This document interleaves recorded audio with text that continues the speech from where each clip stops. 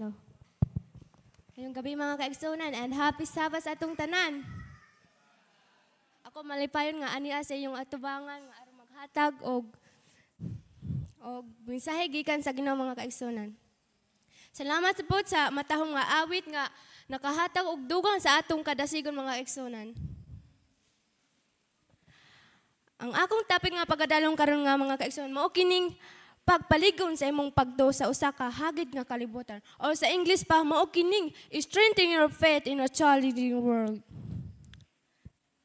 Our key verse makita diri sa 1 Timothy 4:12 nga nag-ingon, let no one despise your youth, but be an example to the believers in word, in conduct, in love, in spirit, in faith, in purity. Mga kaigsunan, magdoko ta. Amahan namo nga nasa langit, Ginoo, samtang kami padayon sa pagdayeg og pagsimba diha kaniyo Ginoo. Ginoo, panalangini kami og nang hinaot kami nga ang pulong gikan kanimo amo kining makatunan og makatusok sa tagsa-tagsa namong kasing-kasing. Ginoo, tabangi ako nga dili ako makulban sa sure sa pulong kanimo diha kanimo mga aron nila kini masabtan og ayo kining tanan akong gitugyan og ginasalig og ngalan ng Ginoong Hesus. Amen. Sunod maghisgot kita bahin sa usa ka hinungdanong butang. Labi na alang kanato mga kabatanon.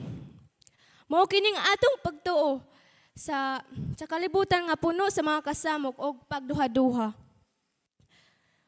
Sa katilingban o sa ilang kagalingon tingwa o mupaliw sa ilang pagto apan karong atong hisgutan kung giunsa nato pagpaligon ang usa ka lig-on nga pagto sa magpadayon bisan unsa sa moabot nga pagsulay.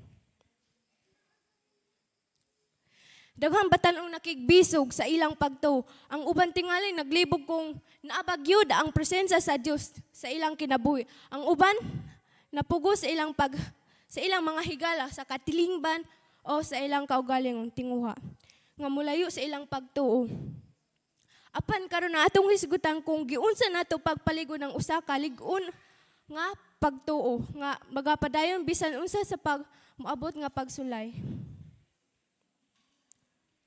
Tukurang imong personal nga relasyon sa Dios or sa English, first build a personal relationship with God.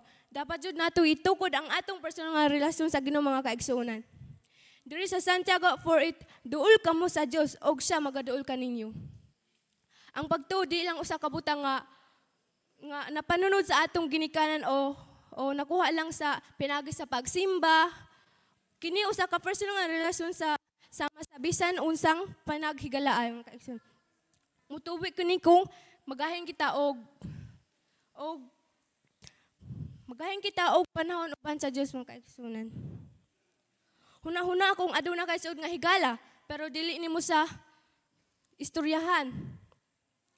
Madugay maluya atong panaghigalay. Mausab kini sa atong pagtuo mga kaigsuonan. Kung dili ta mag-ampo matag adlaw ug magbasa sa pulong sa Dios maluyang atong koneksyon kaniya mga kaigsuonan. Si Haring David bisan siyang pagkabata isig pagbalantay sa mga karno. Adunay suod nga relasyon sa Dios pinagi sa pag-ampo ug pagsimba. Ang pangutan mao kining nagaduol ba kita sa Dios mga kaigsuonan? Naga-worship ba mo kada adlaw o pag ato mo sa iyong trabaho nagaampo ba mo? Mga kabatanunan, before mo ato sa eskwelahan nagaampo ba pud mo?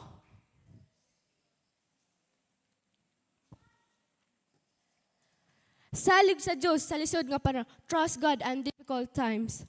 Diri sa Isaiah 41:10, ayaw kahadlo kay ako magauban kanimo. Mga kaigsoon, di ta angay mahadlo kay ang Ginoo nagauban nato bisan ta mo adto naagi hapon sa nagauban nato. Hinumdumi si Daniel sa langob sa leon. Bisan sa hulga sa kamatayon, wala siya muundang sa pag-ampo sa Dios. Sa kasukway, musalig siya sa nga luwason gayud siya mga gipanlipdan gayud sa. Grabe si Daniel mga kaigsoon, bisan sa iyang hapit na iyang kamatayon, wala gihapon sa muundang sa pag-ampo ug pagsalig sa Ginoo. Sa samang paagay kung atong-ato bangon ang mga kalisdanan o sa eskwelahan o sa pamilya o sa atong personal nga makigbisog, dapat jud mosalig kita sa mga saad sa Dios o ang atong mga pagsulay nga magpaligon sa atong pagtuo sama sa bulawan nga gipahugtan sa kalayo.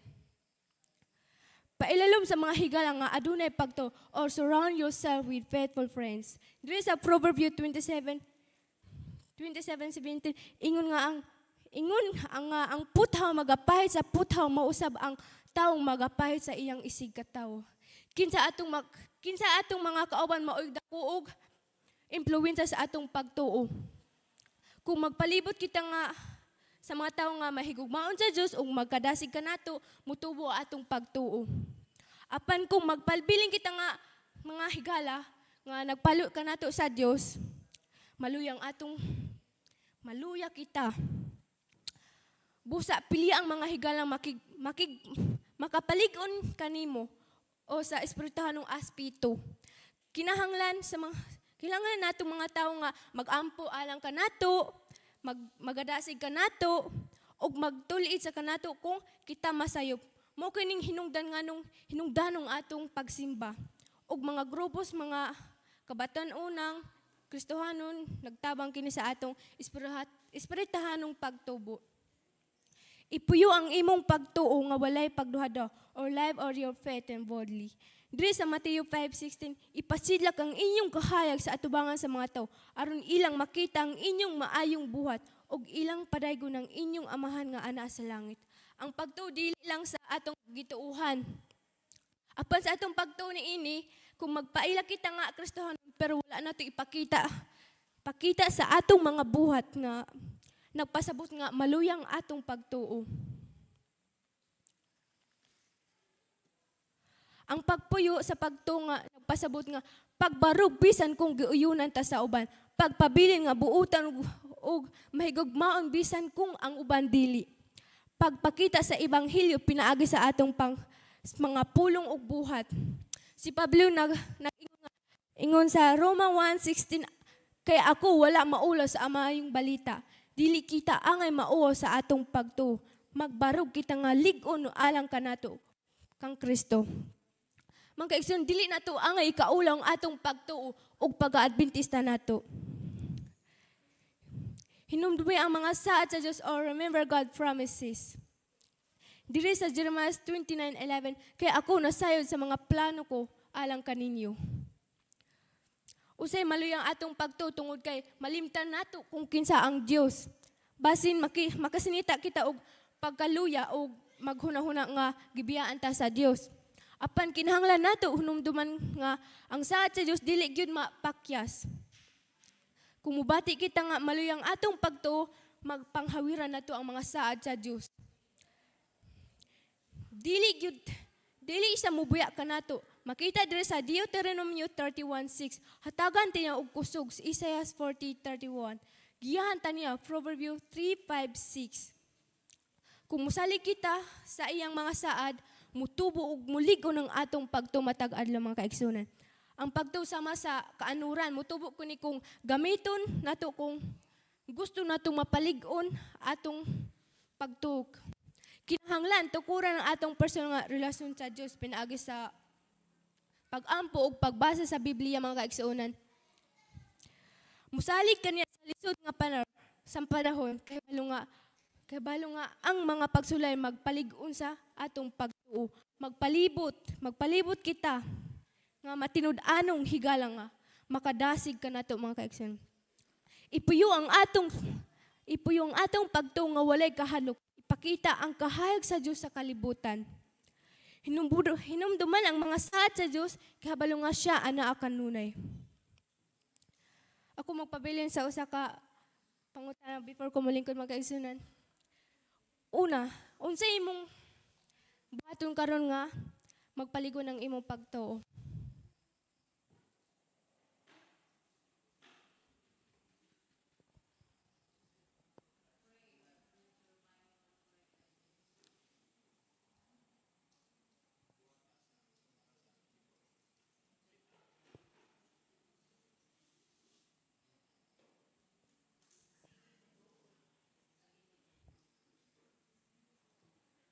Salamat kayo sa mga kaigsuonan sa sa pagpaminaw sa atong mensahe.